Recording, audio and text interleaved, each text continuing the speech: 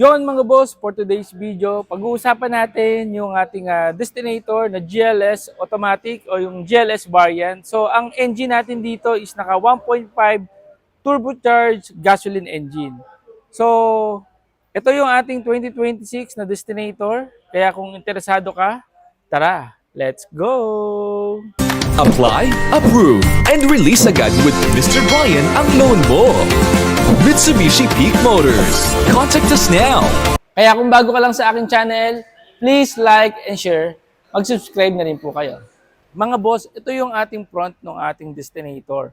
Naka-dynamic shield front fascia po siya. At mapapansin nyo, yung kanyang front headlight, naka-LED. Yung daytime running light, naka-LED rin po. Even yung kanyang fog light, naka-LED na rin yan mga boss.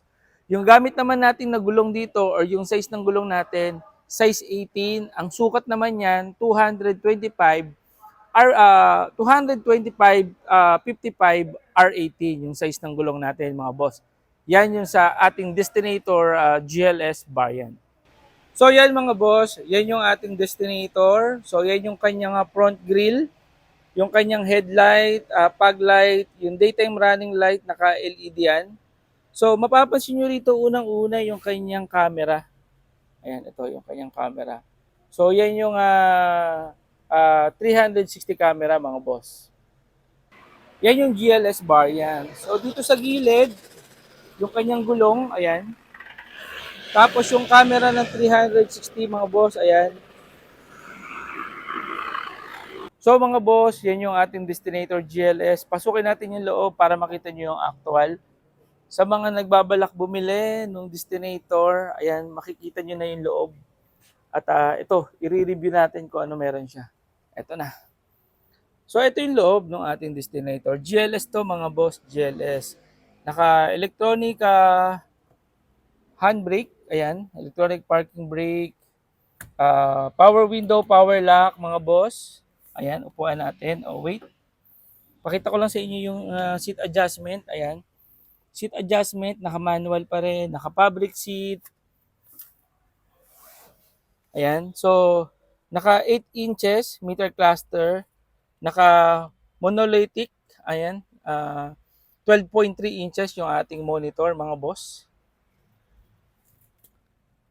Push start engine, merong drive mode. Ayan, ito yung electronic parking brake with auto hold mga boss. Ayan yung kanyang aircon adjustment mga boss, ayan. Yan mga boss, ang ating destinator naka dual zone mga boss. Wait lang, biglang dumili. Buksan natin yung pinto. Naka dual zone automatic climate control. Ayan. Naka Apple CarPlay and Android Auto. Ayan. Dynamic sound Yamaha ang ating destinator mga boss. Ngayon start natin para makita natin yung display niya. No? Kahit yung kanyang ano lang, power. So ayan mga boss, nakikita nyo. Naka-power siya. Ayan, makikita nyo yung kanyang open. So may sound, tanggalin natin, makaka-copyright tayo dyan. So mga boss, pindutin lang natin yung sa 360 camera. Ayan, so ayan. So ganyan siya gumagana mga boss. Dito mo siya pipindutin. So isa pang pindot mga boss, makikita natin dyan yung likod, yung gilid, ayan yung harap oh. Kasi yung expander nasa harapan natin. So ayan siya. Ayan. Side, ayan yung front. Ito yung gilid. Diyan sa may bandang harapan, ayan. So ayan. So ito yung front. Yung gilid dito sa left side mga boss, ayan yung L3 eh. In L3 oh. Tapos, yan naman yung sa may gilid din dito sa may right. Ayan. One more. So ito, kitang-kita natin yung pinakabuo niya. Ayan oh. Ayan. Ayan. So yan yung ating 360 camera mga boss. Ayan. So si Destinator mga boss, meron siyang wireless smartphone charger. Dito mo lang siya ilalagay. Meron din siyang under tray. Ayan, under tray seat. So, pwede kang maglagay kahit ano dyan. Ito yung maganda, yung cool box niya. So, dito, pwede kang maglagay ng tubig, soft drinks, pagkain na gusto mong palamigin. Ayan. So, nabubuksan tong aircon na to. On and off din naman yan dito. Pero once na nagbukas ka ng aircon, bukas to. Papatayin mo na lang. Ayan, oh. Tapos dito bukas. Ayan. Then yung susi niya, mga boss, ito pa rin, ha. Ayan. So, yung susi niya, ito. Naka-push start, naka-drive mode, electronic parking brake with auto hold.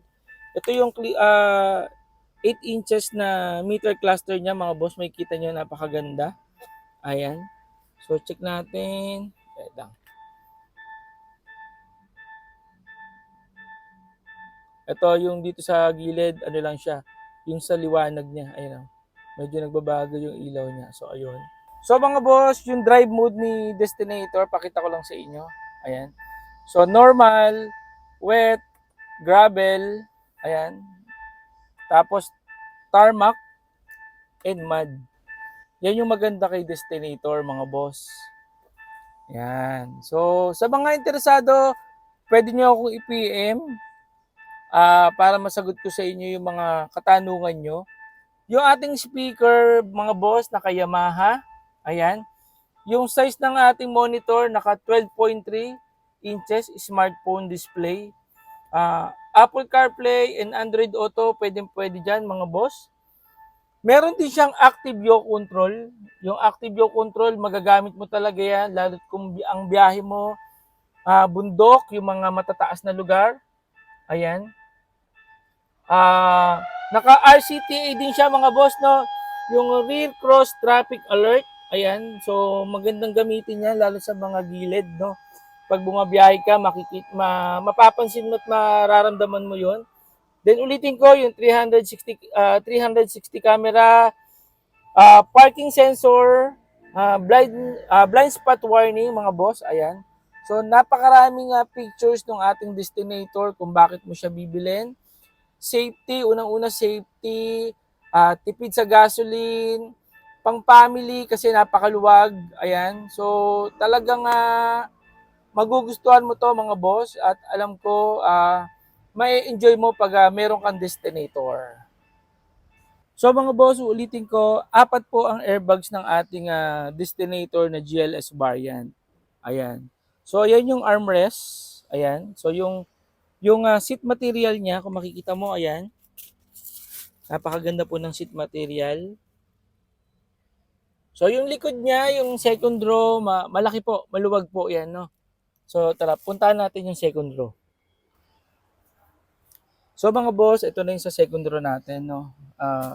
Naka-isofix din siya. Ayan. Then, yung controller ng aircon, nandito sa may gitna. Ayan. Meron din niyang dalawang slot para sa USB charging. Ayan, oh. Type A, Type C. Ayan. Yung sa aircon, ito naman.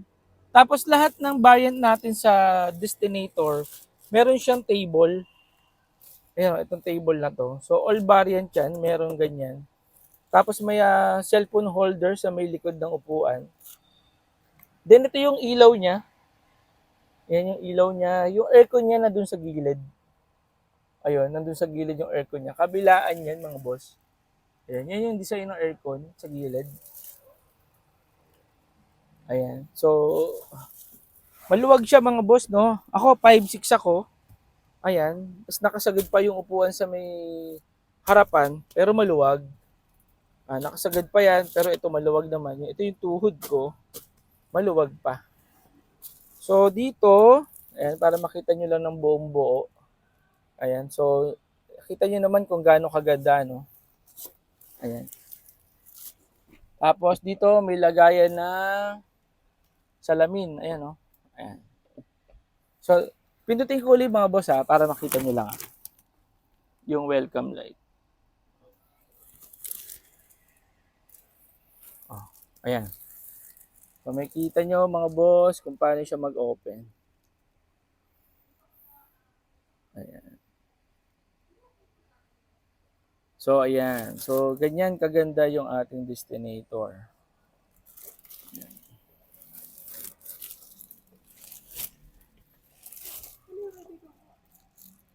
Ayan. So, pangalawang pindot, lalabas yan. Ayan siya. So, yan, yung pinakaloob ng ating Destinator. Kita nyo naman kung gaano kaluwag yan. At kung gaano rin kaganda.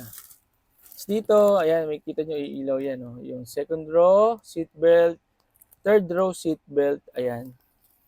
Nakikita nyo.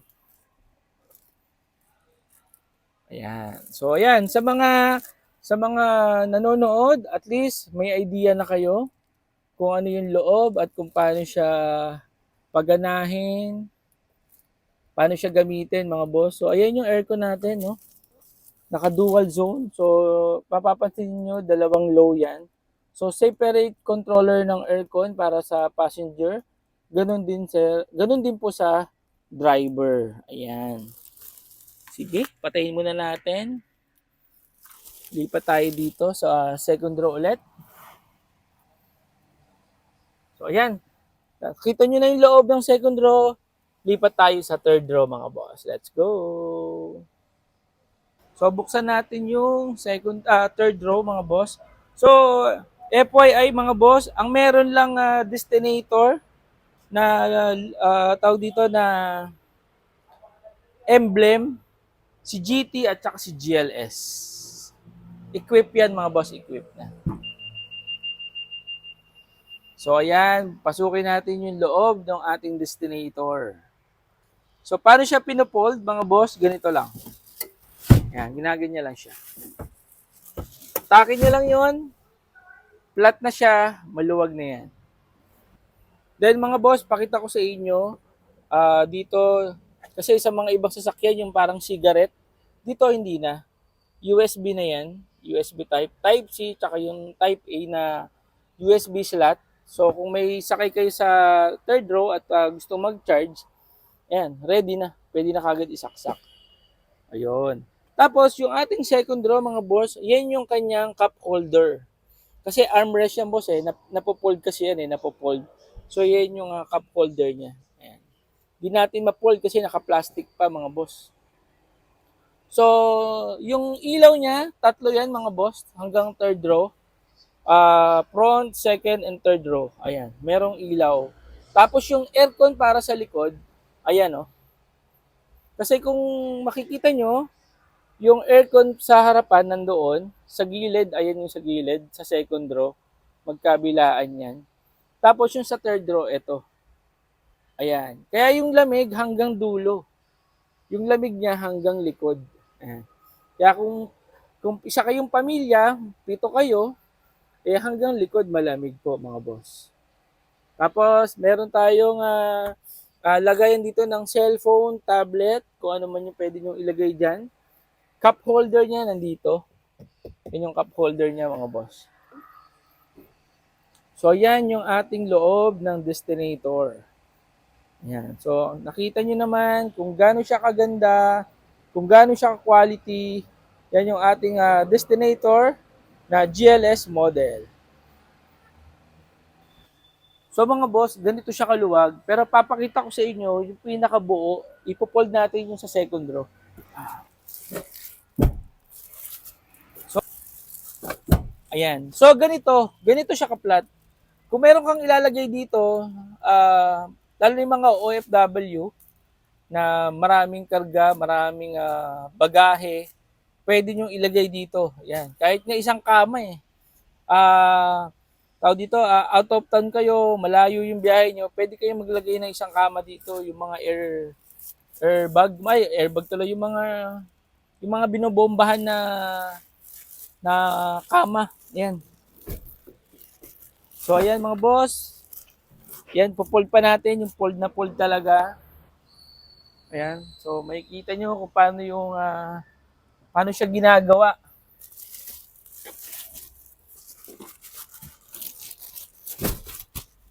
Ayan. So, ganito siya kalaki. Yan. Kanina, yung fold yung pinaka-floor niya dito. Ngayon, inangat natin to. May space pa dito. Yan. Maganda.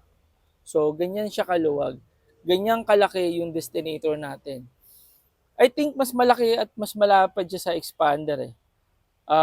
Pero almost pareho talaga sila ng kung paano siya i-operate yung upuan, yung lawak niya, ayan.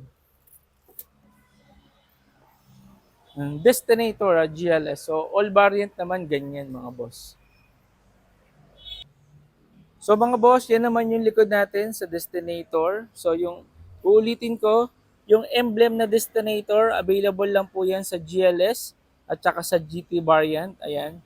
Yung kanyang parking sensor, ito, tsaka yun, naka 4i. 1, 2, 3, 4. So 4i po yung ating sensor. Yung reverse camera po niya, ayan, makikita nyo, ito. Yan yung reverse camera mga boss. Ayan. So, naka-LED na rin po yan. Yung T-shape tail light natin, kaya Destinator na GLS.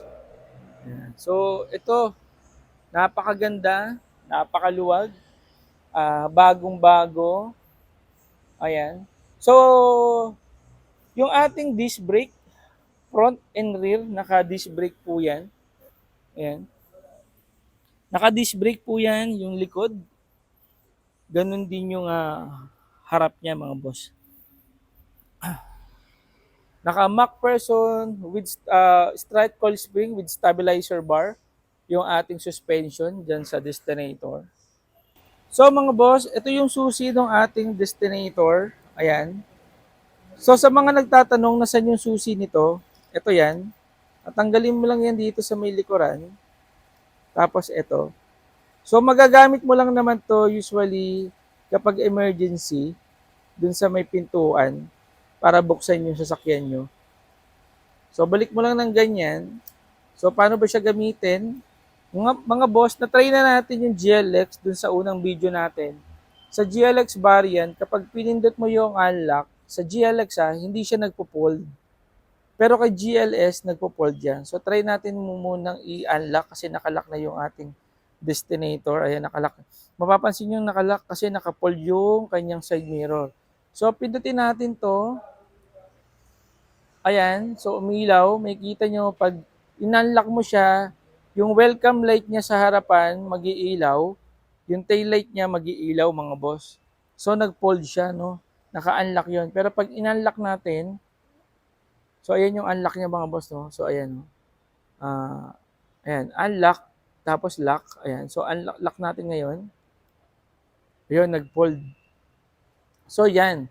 So yan yung pictures ng keyless na yung ating, or may remote na yung ating susian. Ayan. So ito yung ating susi para sa Destinator. So ayun, sa mga interesado, magkano yung SRP ng ating Destinator na GLS Automatic or CBT? Ang presyo po niya is nasa 1,599,000. Kapag kulay white po, yung ganitong kulay ang makukuha nyo, magkakaroon lang po ng changes or add doon sa SRP na 1,599 na additional 15,000 mga boss. So sa down payment, basta po ang nag-approve sa inyo yung ating BDO, BPI, RCBC, ma-avail niyo po siya na 115,000 na ang monthly niyo lang po ay nasa 33,102. So yun po ay BDO, BPI, RCBC. Pero kung mag-a-approve naman po sa inyo ay other bank, ma-avail niyo naman po siya ng 155 na down payment na ang monthly niyo rin po ay nasa 33,102. So sa kulay, ano available color dito sa GLS? Ito yung quartz white pearl, yan yung white. Then meron tayong lunar blue. Ayan, lunar blue, jet black mica, tsaka yung graphite gray metallic. So yun yung available color sa GLS automatic or yung CBT. So yun mga boss, naikutan na natin yung ating Destinator. Napakita ko na sa inyo kung yung, ano yung dapat yung makita. Para ka na rin nagpunta ng showroom dahil dun sa video na to. Kaya kung interesado ka, huwag kang mahiyang mag-PM or mag-message lang sa ating social media account. Pwede nyo ako makontak sa personal Facebook account natin, sa personal page, ayan. So sa mga OFW, pwede nyo ako makausap sa Viber, WhatsApp. Makikita nyo sa screen yung ating contact number na 0930-125-9973. Ayan mga boss. Kaya kung interesado ka, mag-PM ka lang. Online tayo anytime. Kahit saan ka man, anywhere. Ayan, kontakin at kausapin nyo lang ako. Sasagutin natin yung mga details na kailangan nyong malaman. Ayan, so by the way, Mr. Brian D. here at Peak Motors, Jose Abad Santos. Let's go! Oops! Wait, there's more. At syempre, meron po tayong mga pa-exclusive freebies. So, hindi naman ganun karami, pero may mga pa-exclusive freebies tayo kay Destinator. So, kung gusto mong malaman, mag-PM ka lang. At kung interesado ka, ayan, huwag ka nang mahiya, tumawag na, hanapin mo si Mr. Brian D.